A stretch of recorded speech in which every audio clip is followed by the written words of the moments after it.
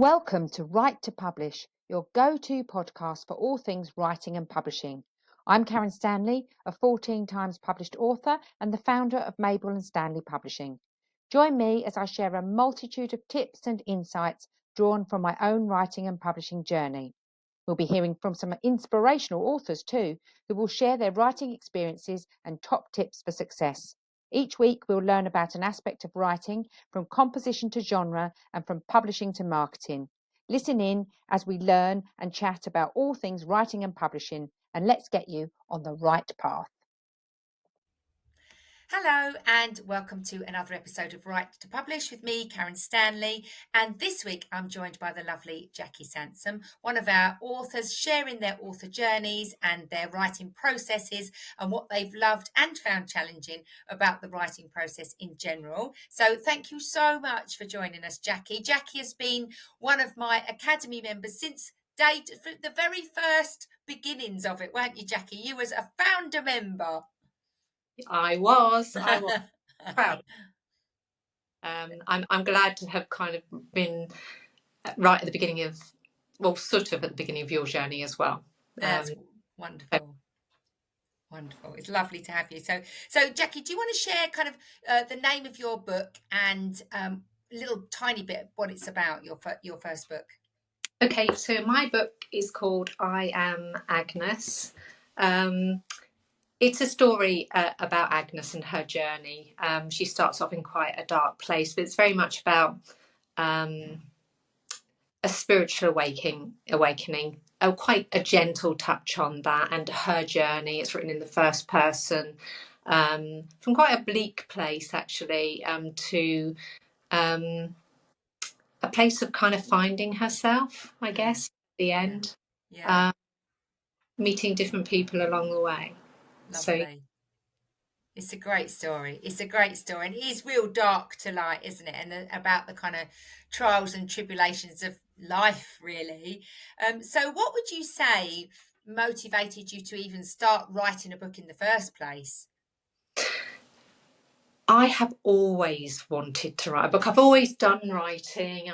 I've gone through kind of like short story writing, poetry, scripts for stage and screen. Tried my hand at that, didn't get very far, but so the interest has always been there. I've always been quite creative, but it's something that, like a lot of people do, they always say, you know, there's a book in everybody and I want to write a book and stuff like that, but you just don't get started, or you get started but then you stop and that's it, it's done.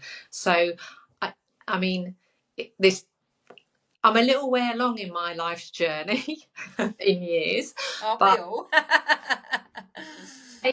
I just believe that it was the right time, and meeting you as well and having that guide and the group of women that we had, which was just awesome around that time.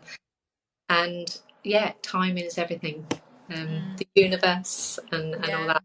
I do in that, and it just was meant to be that way. They were, and do you know what? The founder members, they'll always have a special place in my heart. There were sort of 5 of you, weren't there? And do you know what I loved about when you all published and we launched together? And that was really the beginning of Mabel and Stanley Publishing. So it has a real special place in my heart as well. What I loved about that is each time one of you had finished and your edits were done and you were getting ready, everybody else was just as pleased for you as they were for themselves. And I think that's a really important part of the journey, isn't it? About, you know, writing especially can be quite a lonely process. So having that tribe of people who support you and cheer you and motivate and inspire you, I think that's crucial, don't you? I 100% believe that was a key part of how I got through this process, to be honest with you. And I'll be surprised if they didn't say the same. It's the accountability and stuff, and not just having one person, but I think it drives you as well, listening to other people going on their journey and getting so far in their book, and then you hear that somebody, and then you'll come along and somebody will say, well, I've completed my first draft, and you sort of think, oh my god, but I'm only halfway through. But it's a real kind of then it's inspiring to carry on with your own. And when you starting to develop their book cover and stuff like that, and it's like, oh my god, wow, that'll be me soon. So yeah, it does make such a difference, I think. You don't Such want to let each other down, do you? It's kind of like that kind of camaraderie. You're sort of pitching for each other, aren't you? Oh yeah, definitely, definitely, and good friends out of it. So yeah, lovely. Lovely. Yeah, it was a lovely group. And have you always been a reader, Jackie? I think I know the answer to this question. You have, haven't you? Avid reader, always have about 5 different books on the go because I can't just focus on one. You know, I've got to have one kind of non-fiction to dip into. But yeah, I'm always buying books as well. Do them and what have you. I also, I think that's sort of, you learn a lot from that about writing styles as well, and what works, what doesn't. Yeah, and you start to read like a writer, don't you? All of the authors that I've worked with, and I say, so, well, go and read now. Go back and read your book, or one of your favourite books, and read it like a writer, and you'll read it completely differently. And they all come back and go, "Oh my God, yeah, I've looked at the story arc, and now I know why they put that in." And you do start. I mean, I can't watch a film now without saying, "Oh, that's terrible writing," or "That's great writing." Becoming a writing bore now. No, it is. I think super important, and I think something that's helped me recently, actually, as well as I kind of dabble on my next journey. That helped to guide me. I bought this book to go on holiday with, and it was just the style that it was written in. I'm thinking that's what I need. Yeah. It's important to get that inspiration. So, obviously we've talked about, you won't mind me saying you're quite a spiritual person, you're quite a creative person. So I understand that catharsis for you.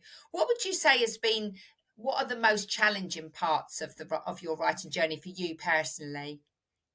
Or are there loads?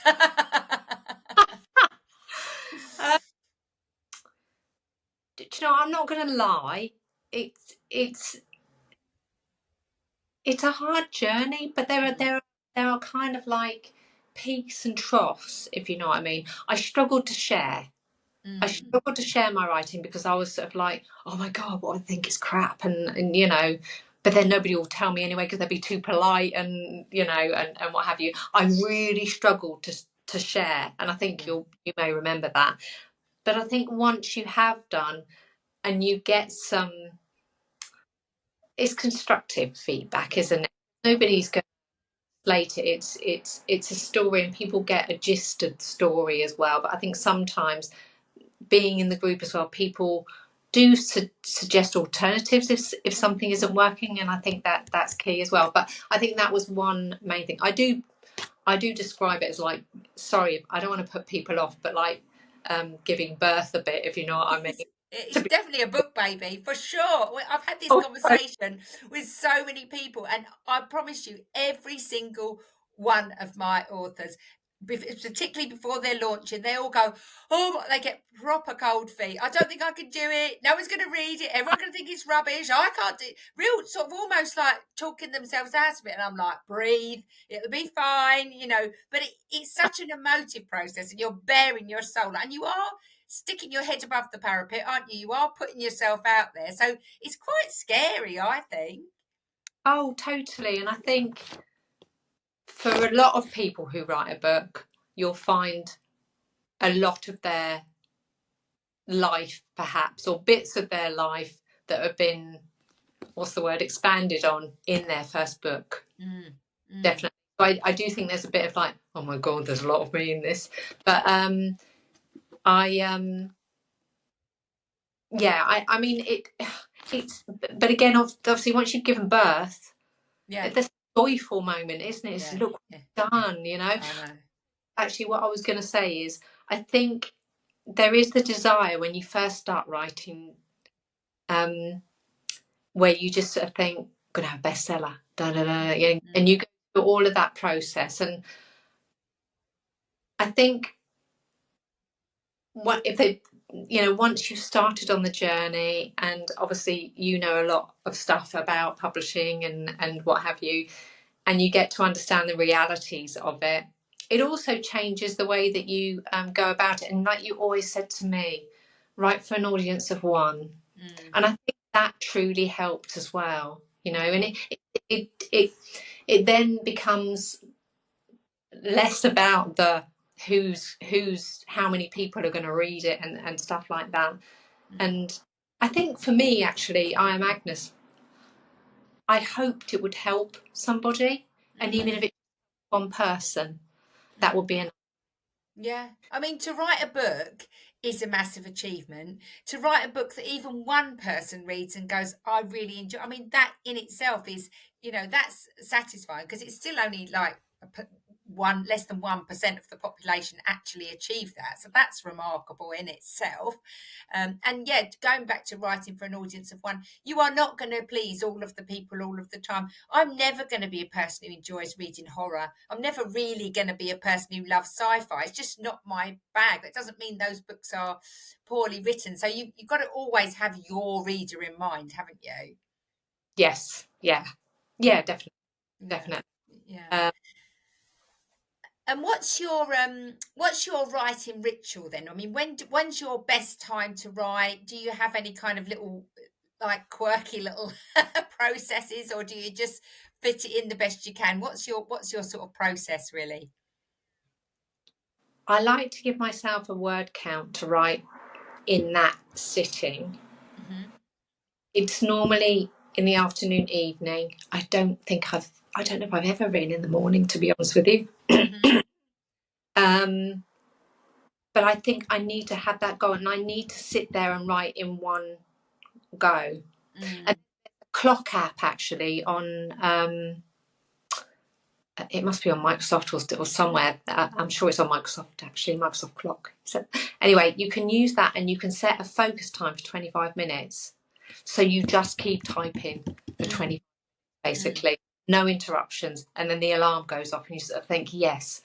Yeah. Or if you've made it to 1,000 words, I'll go, yes. But you need those goals, don't you? I mean, there's nothing like a book without a deadline to be gathering dust. If you've got no deadline, it's one of those things that will drift and drift and drift. So you've got to have, and that looks different for some people. And I know, there's some of this stuff out there that people say, well, you've got to write every day, and if you write for 10 minutes a day, you'll have a book, at the end of 3 months or whatever. I cannot do 10 minutes a day. I can't. Well, probably you know me well enough to know I'm a bit of an all or nothing kind of a girl, and I find that really, really disjointed to do little snippets. I like, because I have to read the chapter that I've written before to get back into it, and then I just go down this sort of rabbit hole, and I can't get out then. And that for me is when I'm most productive, I would say. Yeah, actually, thinking back, when we did I Am Agnes, I had a target of 5,000 words a week, because I'd given myself a deadline to turn it around. And I can't even believe now that I actually did 5,000 words. And that was every evening before bed. But obviously, I couldn't do 10 minutes, because you do have to read some of what you've written before to get back into the groove of it. And yeah, I think obviously I did give myself a tighter deadline. There's nothing like a deadline to motivate you, is it? It's like homework, isn't it? And then I did it, but I must admit, I did struggle with the having to read through it again and again, because I just think, oh my God, no, not again. I get bored of the story. Bored of my own story, yeah. Just kind of fine tuning things as well. But I know it's just an amazing thing to have done, and I could not have done it without you and without girls. So I'm super grateful. Thank you. They were a gorgeous bunch. I mean, we couldn't have had a better set of ladies. So tell people what's going on now in Jackie's writing world. Well, I've obviously again, and I found it a bit more difficult to find my way with this one. First of all, it was difficult to lose Agnes, and so I've allowed myself the, whatever you might call it, of keeping the name for now, although it's not, I don't think it's not going to be her. as I was saying, I really struggled to get the voice right in terms of how I was going to write it, whether it was going to be